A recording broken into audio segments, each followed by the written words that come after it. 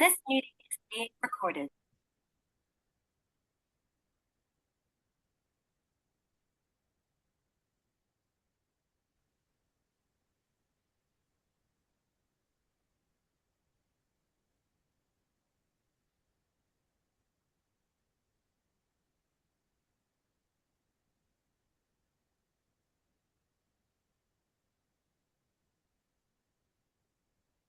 So it's exactly 5 o'clock Israel time, and people are just logging in. So we'll wait another minute to let everyone in.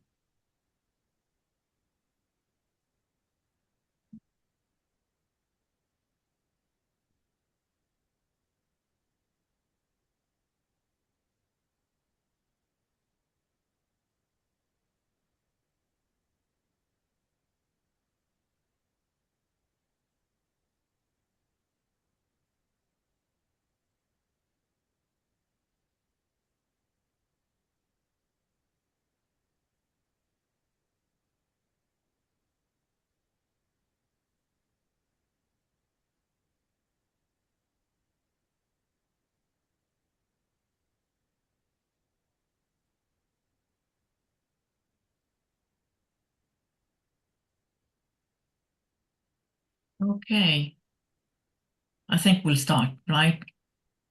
So good afternoon, everybody. Thank you for joining us for this webinar, Hackers Without Borders, where we're going to discuss navigating the legal maze of multi-jurisdictional cyber incidents. I'm happy to welcome you and host this webinar today. And with me are Dalit Ben Israel, Chair of IT and Data Protection at Naschitz Amir, and Louise Schofield, Associate from Mishcon de Reya. One short disclaimer in the sign of the times, in case there is a siren. Unfortunately, I will have to dash off to the shelter, but in such a case, Dalit will take over and handle the presentation until my return, which should hopefully be short as possible. Also, another short disclaimer, because we are many lawyers in the room. This presentation is for educational purposes only. Of course, the breach notification requirements are very different from region to region, from state to state. Please have a qualified legal counsel advice before you do anything. Okay, so let's dive in. Now, I want to start with this quote from former FBI Director Robert S. Mueller. There are only two types of companies, those that have been hacked and those that will be hacked. This quote captures the reality that no organization is immune to cyber incidents, regardless of maturity or size. With that in mind, let's transition into today's discussion and set the foundation for understanding the legal complexities that we have here to explore. Look at the size and look at this slide and see the numbers on your screen. Cybercrime amounts up to $10.5 trillion. If it were a state, it would have been the third largest economy in the world, larger than Japan, larger than Germany. Only US and China are bigger. This isn't an amateur hackers working, opening computers in the basement. This is a professionalized global industry with supply chain. Some of them actually have customer service and R&D budgets. The attackers don't discriminate anyone. They don't care if you're a startup with just 50 persons or a multinational conglomerate. If you have data, you have value. Going forward, regulatory fragmentation. Why are we talking about this today? Why this actually matters? Because regulatory fragmentation is now one of the biggest, one of the biggest challenges that CISOs report worldwide. Breach costs continue to rise, making response readiness a financial necessity, not just a security issue. Enforcement is increasing. Fines are larger, more frequent, and more strictly applied. In fact, the Israeli Privacy Authority published in its report for 2024 that from the beginning of the Iron Swords War, there has been an increase in severe data breach cases handled by them. In the EU GDPR, significantly, the analysis of data reveals that a 22% annual increase in notified personal data breaches, amounting to an average of 443 notifications per day. This is astounding. This significant increase follows several years of plateauing notification.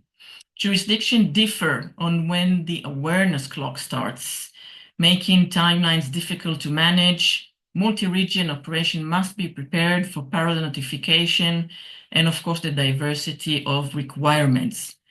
From here, just before we dive in, I'm really interested to know what type of companies we have in the audience. The poll is going to show up in a second, and I'm wondering how many jurisdictions does your organization operate in?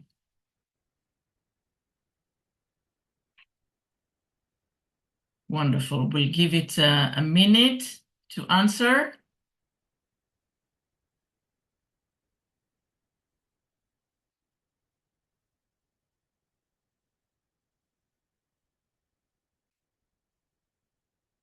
In the meantime, Dalit, how many multi-jurisdictional incidents have you had to handle this past year?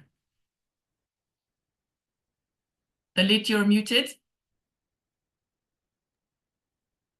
Sorry, I didn't want to bother you when you were speaking with background noise. If we're talking about multi-jurisdiction in terms of more than two jurisdictions, because usually Israel would encounter another one, for Israeli headquartered companies, at least 10, with a few jurisdictions around the world, different time zones. You wake up in the morning, you have your emails from your Chinese counsel and your Indian counsel and your Brazilian counsel, and it's a challenge. It's absolutely. I can absolutely relate. It's astounding how they usually arrive either at the Thursday night or Saturday early in the morning. Louise, are you seeing a trend in multi-jurisdictional events? Definitely. We're seeing an increase generally in the number of data breaches that are impacting our clients, but also a rapid increase in the number of jurisdictions that are impacted. I think it's to the point you were making earlier that these criminals and hackers are much more sophisticated than they used to be, and so they have the capabilities to breach the security measures of more complex clients that have kind of a multi-jurisdictional spread. Absolutely, I agree. Anna, we can close the poll, please, and see if we can see the results. Okay, it's actually a tie between I'm not sure and more than 5. Amazing. Okay, and the median are between 2 and 3, and thereafter 4 and 5 jurisdictions.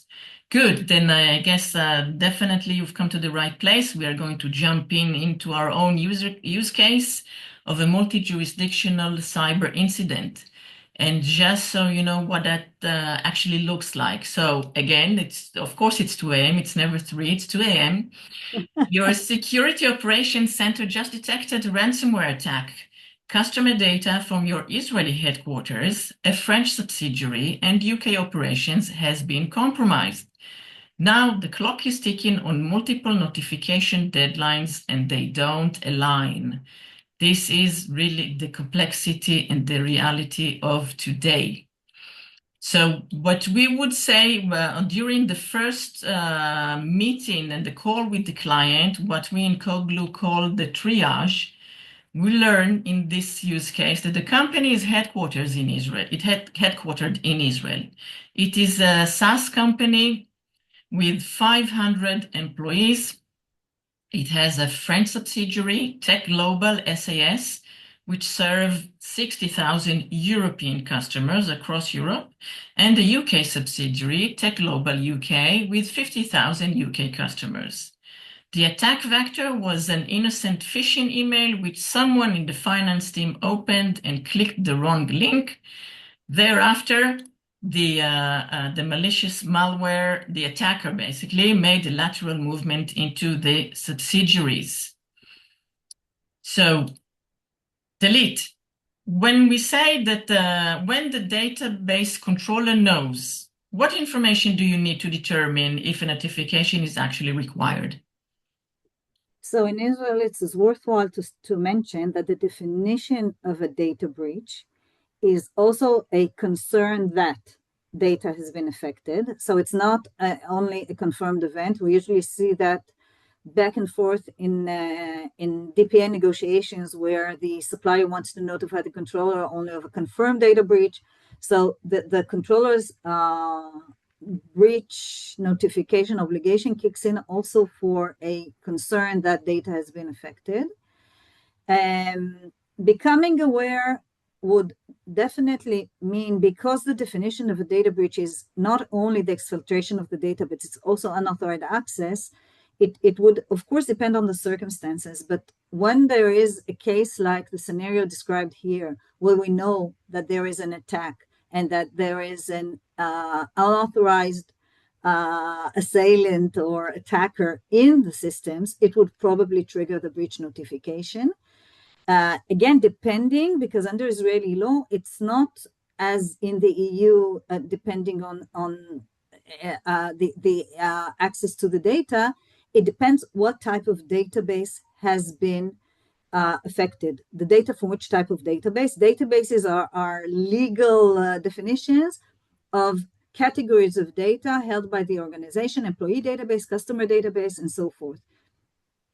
And under Israeli law, only if the breach relates to it is defined as a severe data breach in order to be reportable. It has to relate to either a database of a high level of security or a medium level of security, where those are the only two reportable breaches. What we would need to know is the type of data to define the level of the security of the database, whether it's the more sensitive data or just, let's say, regular data, and the amount of the data subjects in that database, not the affected data subjects, the amount of the total data subjects in the database, and the total amount of authorized people authorized to access the database within the controller organization.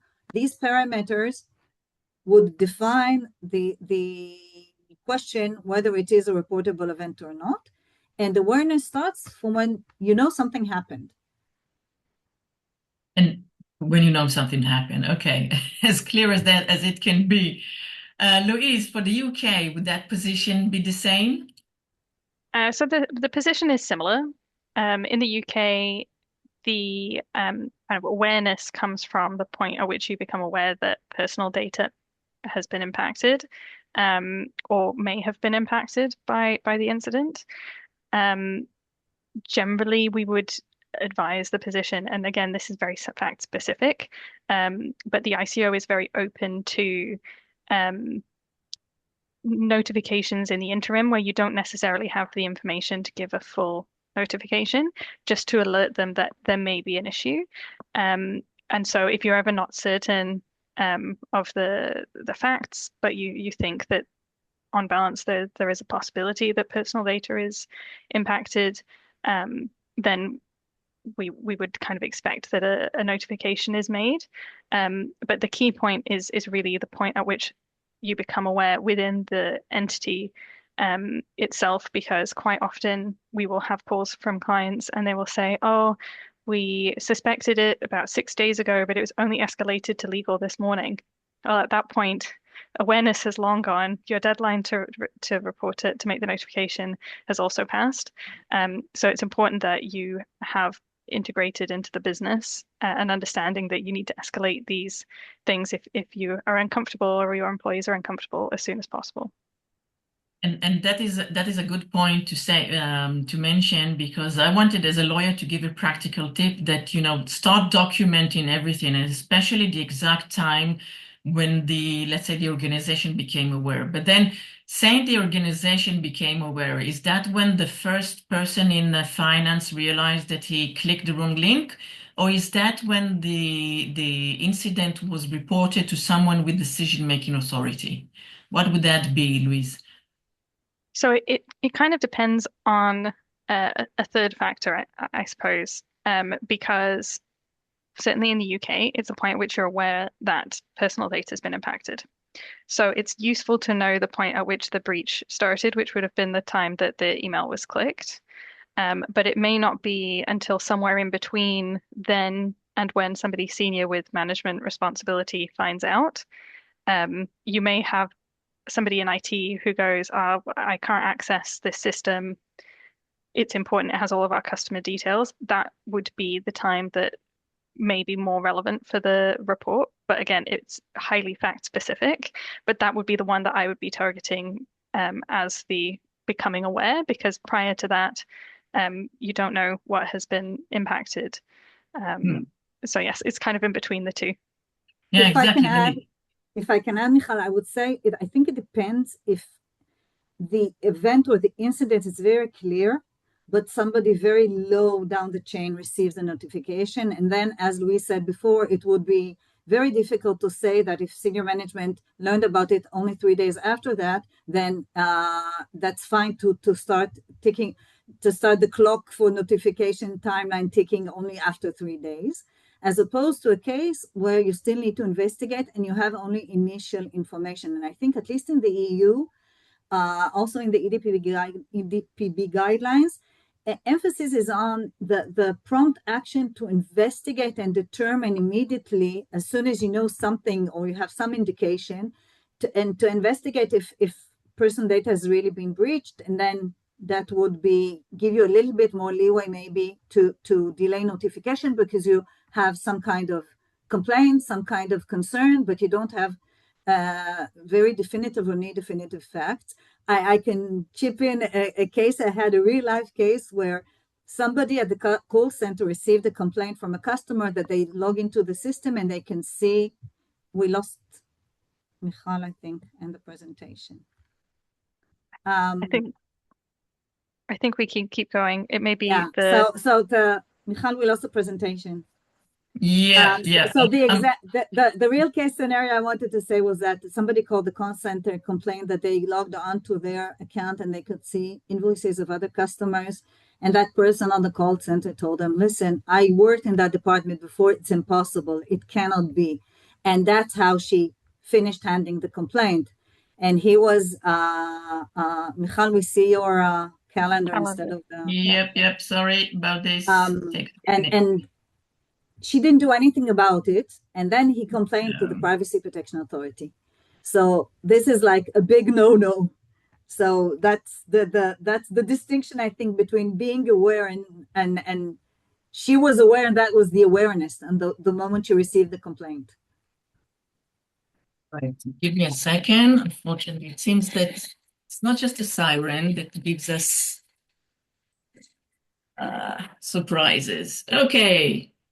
Next phase, we are at the containment and the notification phase.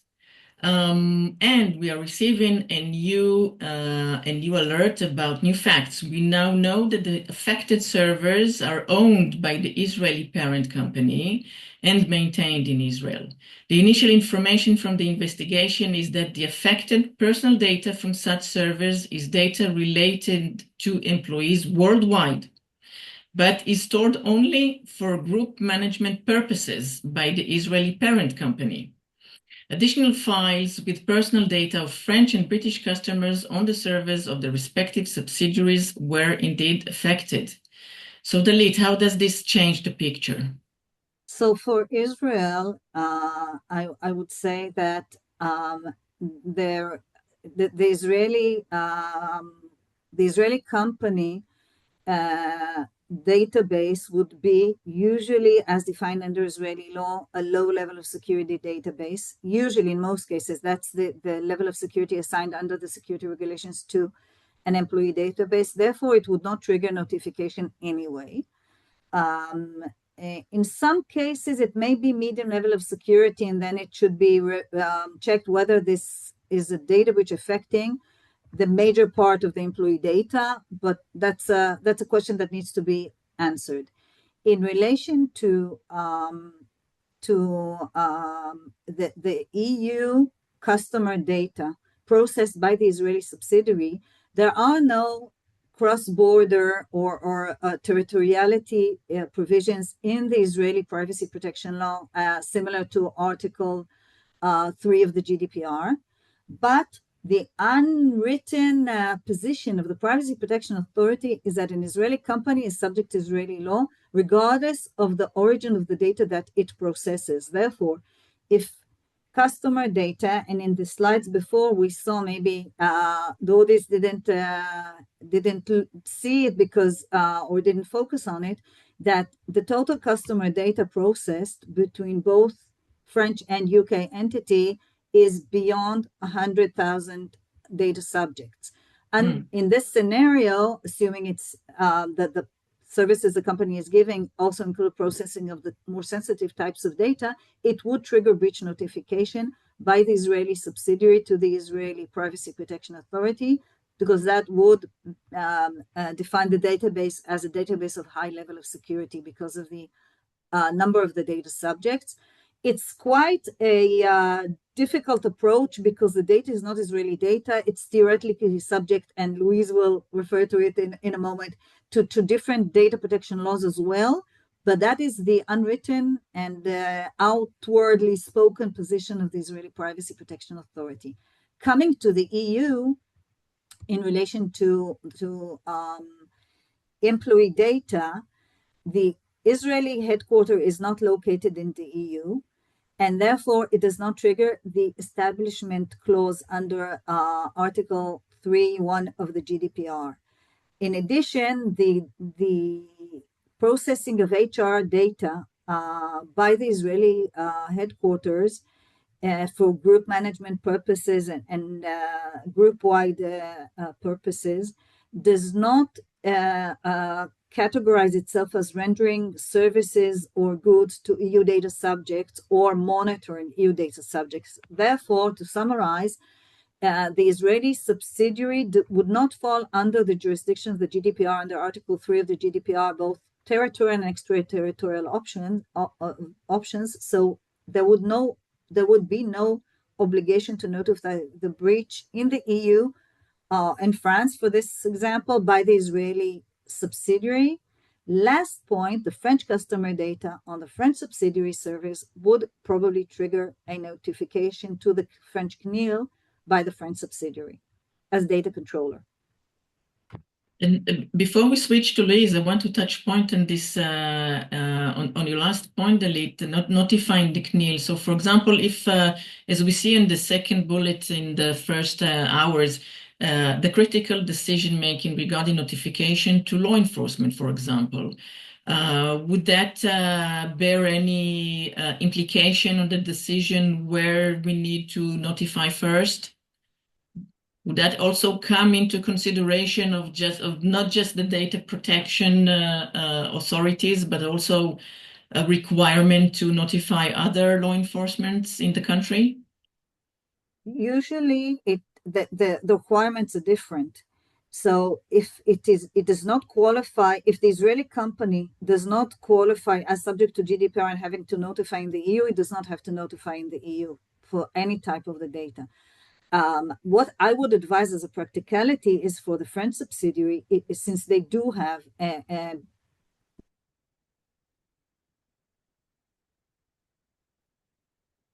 Hope it's not me again. No. Now it's Dalit. Louise, maybe you take over now. Let me jump in. So to answer the same question from the UK perspective, while we wait for Dalit. I'm sorry, I don't know what happened. It's a jumper. No, but the internet was fine. I don't know what happened. So I'm sorry, I'll just repeat my last sentence. Okay. For the French subsidiary having a notification obligation within the 72-hour time frame, if there is an obligation to report to law enforcement in France before that, I would advise not to wait for the full 72 hours and notify at the same time, because sometimes it depends on the country and depends on the jurisdiction, but regulators tend to contact each other. And then it could be tricky if you get a call from your data protection authority. How come you notified the stock exchange? How come you notified the CERT, the local CERT, and so forth? So I would try to align as much as possible. Again, there are also notifications to sectorial regulators. I mean, aligning notifications also within the same jurisdiction is sometimes a tricky exercise, not only across jurisdictions. Exactly. Absolutely. Louise, how would it differ in the UK? So I will start on this point about law enforcement, and then I'll talk more broadly. So in the UK, notifying law enforcement is a separate analysis, kind of similar to what Dalit said. For the sectors that are regulated, some of their regulators are more aggressive in receiving reports and so have shorter timeframes for the reports than the ICO has. So hopefully anybody on this webinar who is subject to that kind of regulation will be aware of those time limits. So that is a consideration. And like Dalit said, you need to make sure that you are making your reports in the correct order and that they are aligned locally as well as across jurisdictions. Typically, though, I've not seen my clients make many law enforcement reports unless they're aware of a specific criminal activity that's happened in relation to fraud. But quite often when dealing with data breaches, there isn't anybody to report. So that's a whole other argument. But yes, just to contextualize on that side of things. In terms of the position about whether or not you are required to make a report in the UK, the analysis is quite similar to the analysis for the CNIL. Although the UK has left the EU and we have our own UK version of the GDPR, a lot of the base regulations in the EU GDPR remain, and so it's a very similar analysis in that for the customer data, we would expect a report to be made to the ICO. For the employee data, it will depend again on the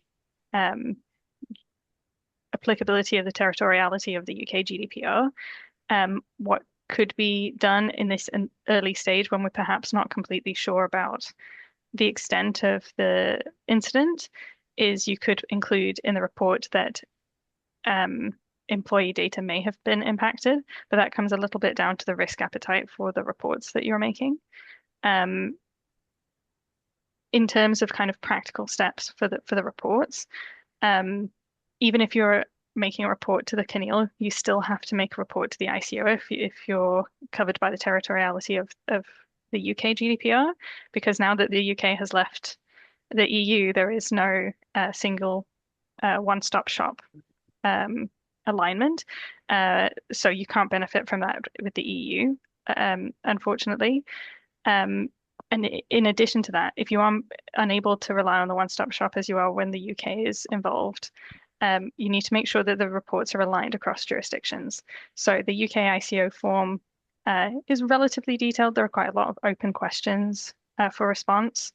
And the regulator may respond with follow-up questions as well. But it's important that you're aligned across jurisdictions, because what you don't want to do is to make a statement in France to the CNIL that then when they maybe discuss the issue with the ICO, there are conflicting reports. So it's really important to make sure that you're aligned. I have worked on cases where you're aligning over 10, 12, 15 regulators, so it can be quite difficult, particularly if there's lots of different languages involved. But it is very important because they may choose to come together. There was an example recently where the ICO and the Canadian authorities aligned their investigations into a breach. So it does come down to making sure that you have everything in order. Mm.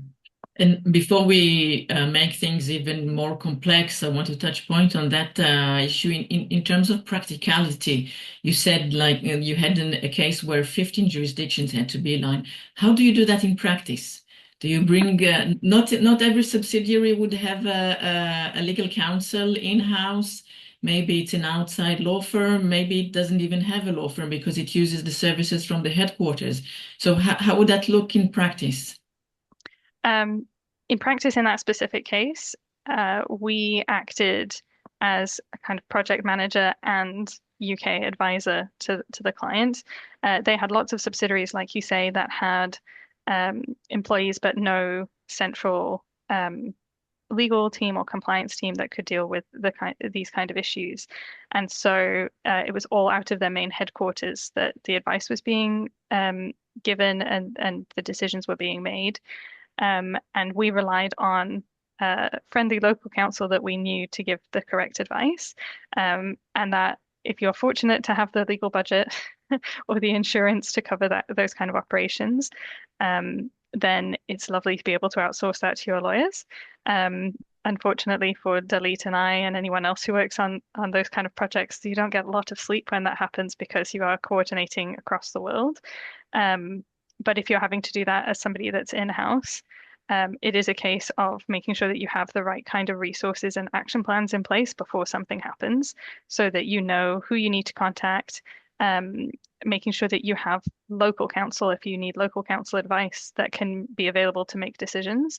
And if you can, do some of the analysis about if this data set is impacted, who might we need to report to beforehand so that you're not up at 2, 3, 4 o'clock in the morning trying to figure out if you're in the territorial scope of 16, 17 different countries.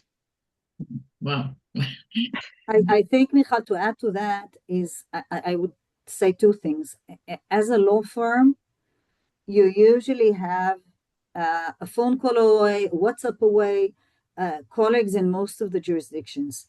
Yeah. Because either because you have dealt with them in the past in anything to do with data protection, or you met them at conferences, and you can, for the very short, quick question, what is the timeline for breach notification in your jurisdiction, to know if you need to deal with them in the first batch or in the second batch. If they're the 72 hours, then I deal with Israel before, and so forth.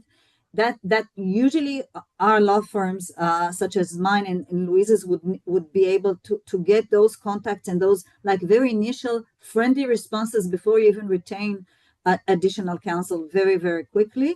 In addition, we usually have our own databases already from data breaches that we have handled and have had good outside counsel from these countries to know the basics. It doesn't replace the advice of any local counsel. So I wouldn't, as you had your disclaimer on the first slide, I wouldn't base my advice on whether to report in Brazil and Australia or on an Israeli counsel or a UK counsel. But at least we know initially that I've already checked, and in Chile, there is no breach notification, period. So I know that already, I don't need to check it. And that's how we do the initial analysis. And then at the end of the day, you probably end up, if in a 15 or 10 jurisdiction country event, you would end up reporting, having external counsel that can cover maybe several jurisdictions. You would have 2, 3, 4 more law firms in the picture. Right. And I would add, don't count on AI legal as well. Now let's say we are coming up to the 24th hour of our event, and things are getting more complicated. Apparently the attacker is asking for a ransom in exchange for releasing the impacted data. And while we negotiated and received his exfiltrated files to make sure that they are indeed ours and valid, we realized that 2 of the tables are containing customer data for all of 3 jurisdictions taken from the Israeli server. So, however, these files were received from the attacker 96 hours after the initial awareness of the incident. So we've blown past the 72 hours, definitely the 24 hours of the PPA requirements. So Dalit, what would be your counsel now? My counsel would be, assuming that our initial analysis was based really on the facts that we had, and we weren't sloppy or negligent in retaining the proper IR investigative company, and we really did not have the information that was revealed by the attacker could not have been reasonably detected by our own investigation and resources with the required experts. I would say that at least for Israel, we could say that awareness to that piece is only been revealed at this point and to file a notification. I remind you all that in our original scenario, we said that under the guidelines, unwritten guidelines of the Privacy Protection Authority in Israel, we would have had to notify anyway because of the breach we knew about the French customers. The addition that it now relates to additional data from also from Israel is as a novelty which could be added as an amendment to the original report, and that most cases would be okay. In relation to the EU, which does allow a phased notification if you explain the delay, because there was uncertainty as to the data affected, and this is new information about new data affected, and that could, and with the explanation that it had not been reasonably detected otherwise, then this should also be okay in notifying, and bear in mind that we're not notifying 2 months after the case. We're notifying 96 hours, or I don't know, a bit after, maybe a bit more than that. From the event, we should be fine if we have the proper rationalization for that. I can also say that in some of these cases, there is sometimes a question, who is the data controller of the data in a group, company? When you have an external supplier, the controller-processor relationship is usually quite straightforward from the start. In a intra-group data sharing scenario, it is not always very, very clear. I had a case where the לא, נכון, מכירה את השמות, כן, כן. והוא עכשיו שופט שרי. בבקשה משנה. בבקשה לרדת. Sorry. My thread of thought was cut. Yeah, I'm saying that the controller of the data set. When the employee data is like central employee data with local HR in Israel, it's sometimes a question whether the Israeli company is the controller of that data or whether the French employer or UK employer are the controller of that data. So that internal discussion of determining who is the controller of the data, even if you know day one which data was affected, might also take time and might also be sort of an explanation to delay notification. Right, Louise, I think you had something to add on this point, right? Yes, so it's a similar position in the UK, that it may take a little bit of time to understand the relevant data controller. The ICO's reporting form is quite rigid, but in some ways it's quite flexible. So you can make an interim notification and then make subsequent follow-up notifications.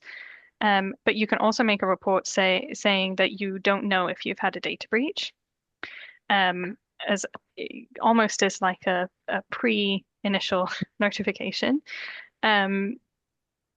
And it's quite common because of this approach for the ICO to be flexible with updates, because they understand, I think, in quite a pragmatic way, that you may not know who the controller is at the time you make your initial notification.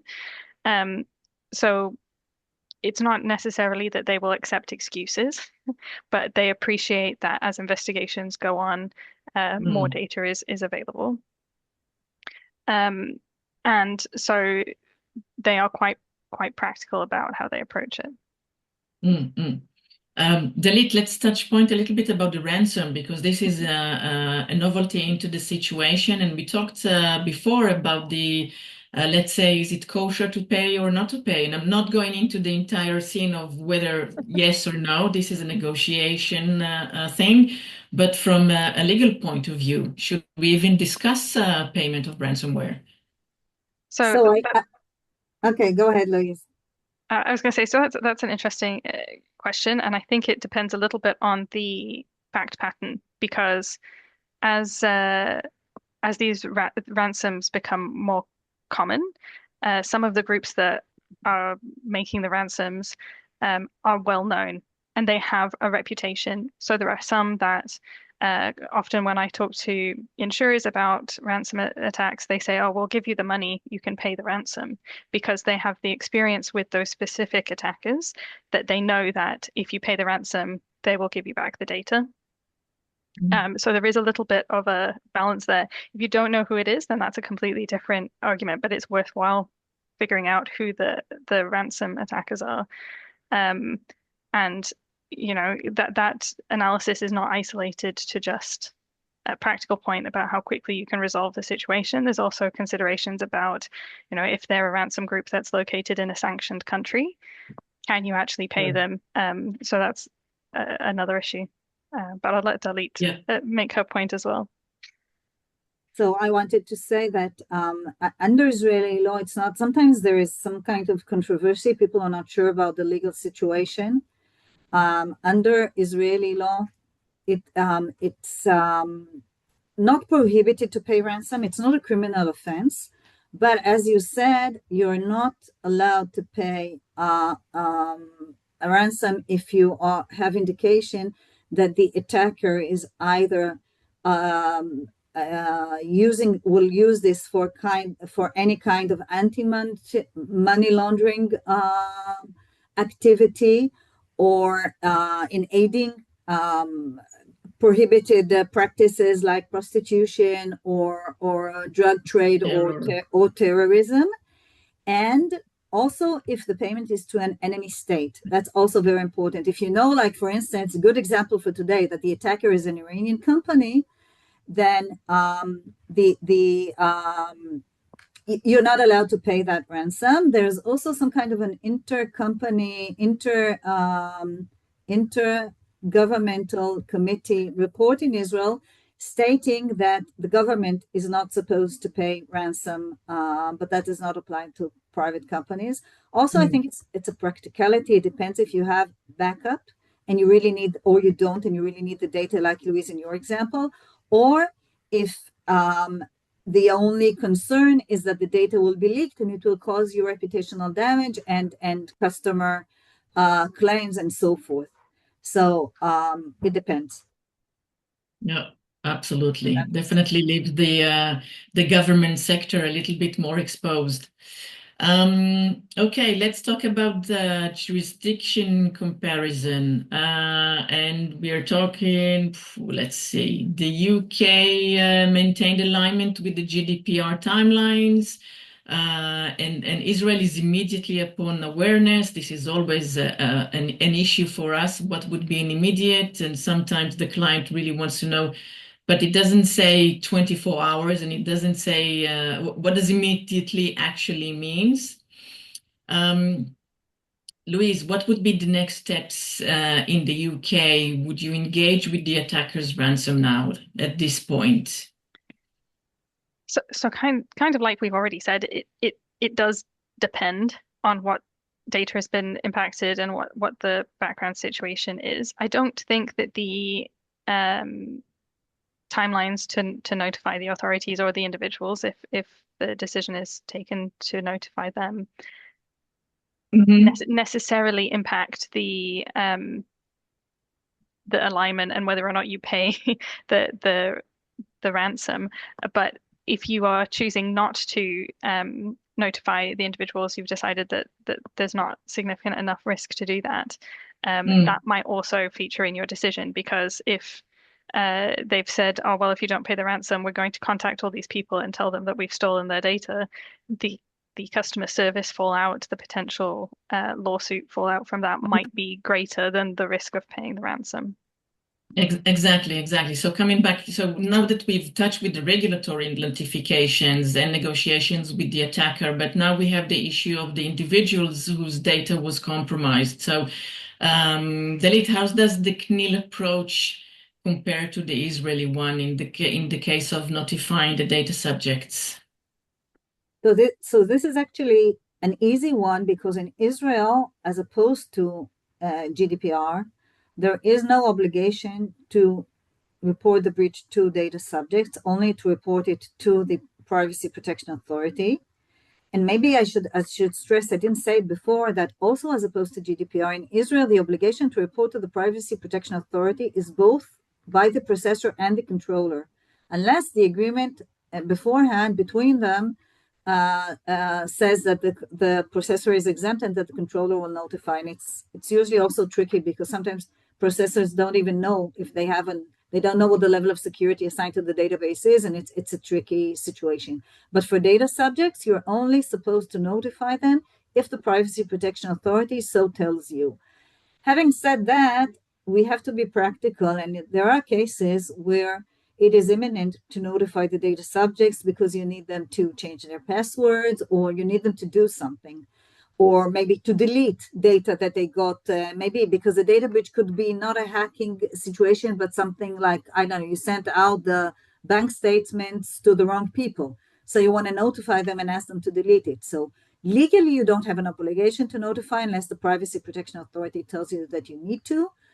But you might, as a practicality, decide to do that. As opposed to that, the CNIL is based on the GDPR. You have to notify data subjects if there is a high risk to their rights and freedoms, as opposed to a regular risk. I would define it for notification to the data protection authorities.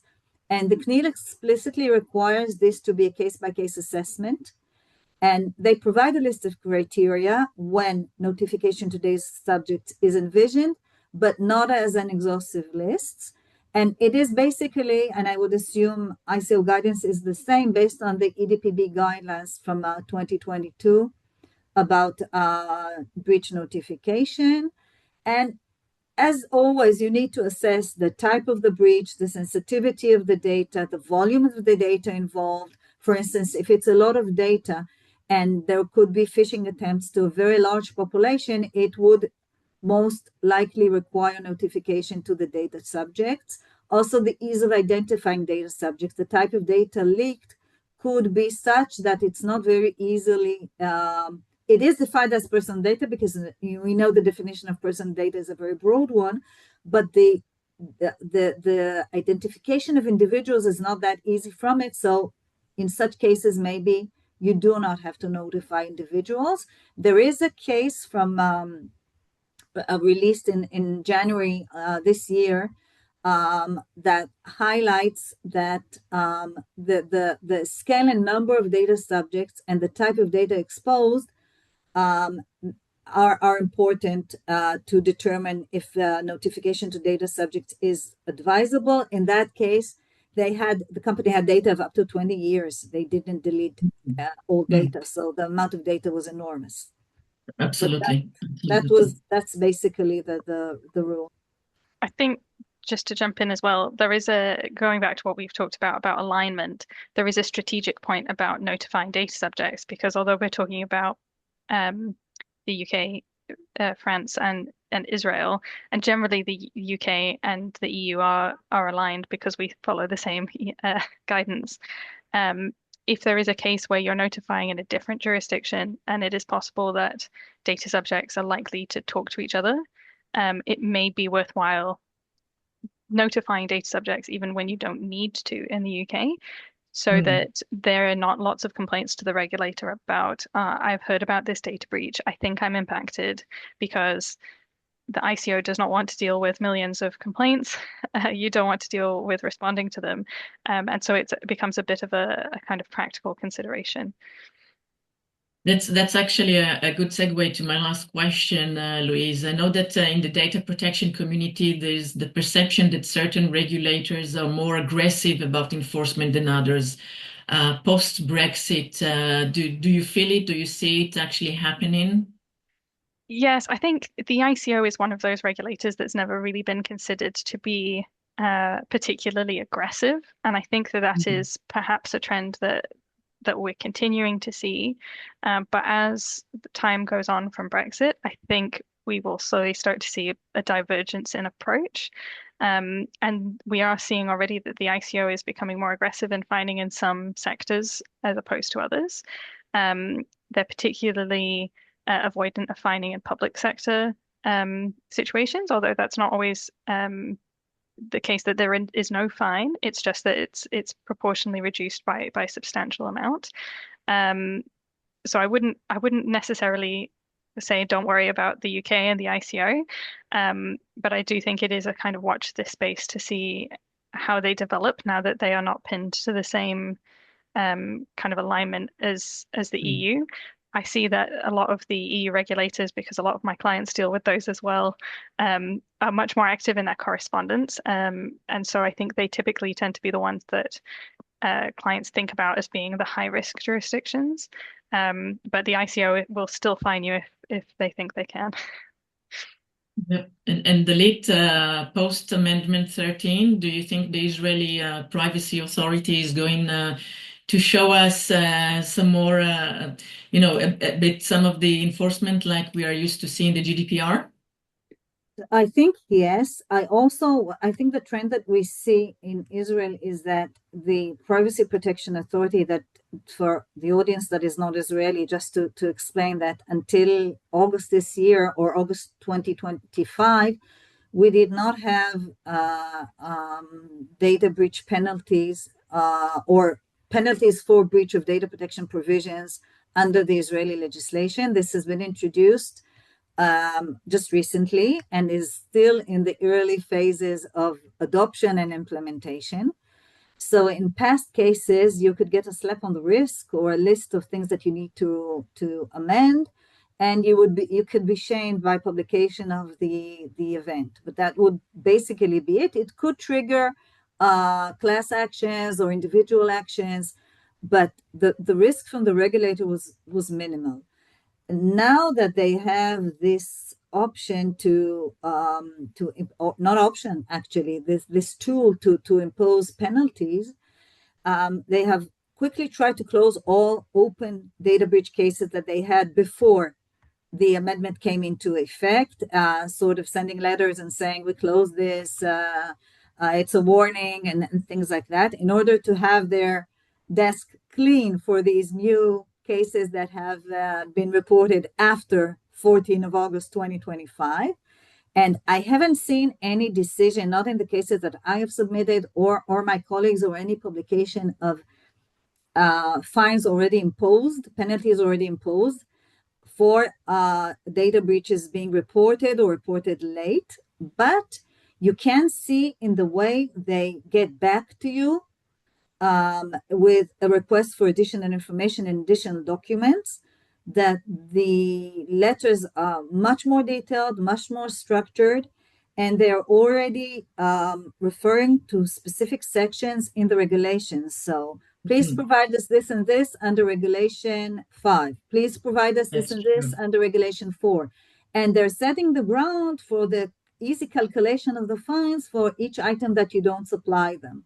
So I think we're going to see in the cases that have been submitted, depending on their manpower and their ability to finalize the investigations, we will be seeing in 2026 for sure fines starting to be imposed for data breaches. Yes, I agree. I've also seen a couple of letters that are much more detailed in their information requirements. Before we move on, and being mindful of the time, I just wanted to show the audience that what you're seeing now on the screen is basically a table, a small homemade database really of jurisdiction comparison, something that we definitely encourage in-house counsel or CISOs even to have ready, so they are prepared in such an event that a case would happen. And before we come to the end, I wanted to ask the audience, what's the biggest gap in your current incident response plan when it comes to multi-jurisdictional requirements? You can already put your answers in the Q&A. And we did mention that we will show a couple of practical tools and checklists. So this is one jurisdiction mapping matrix tool that we use quite often. And as you can see, it's very, very important to be specific as possible regarding the key deadline and the contact details of each regulatory authority. And as we mentioned, it would be best if you have colleagues across the globe to make sure that it is correct, because sometimes the internet doesn't really give you the absolute updated answer. Another tool would be a regulatory contact template. So it's if in Israel, for example, if we need to inform, as it says in the law, immediately, but as flexible as possible before the 24th hour, you have an online form to do that. And by the way, it's only a matter of, just tell us what happened in the very simplest terms, and we'll get back to you later. You can handle the issue first, but we want to know about it. So as well, you have here the details of the French CNIL and the UK ICO for your benefit.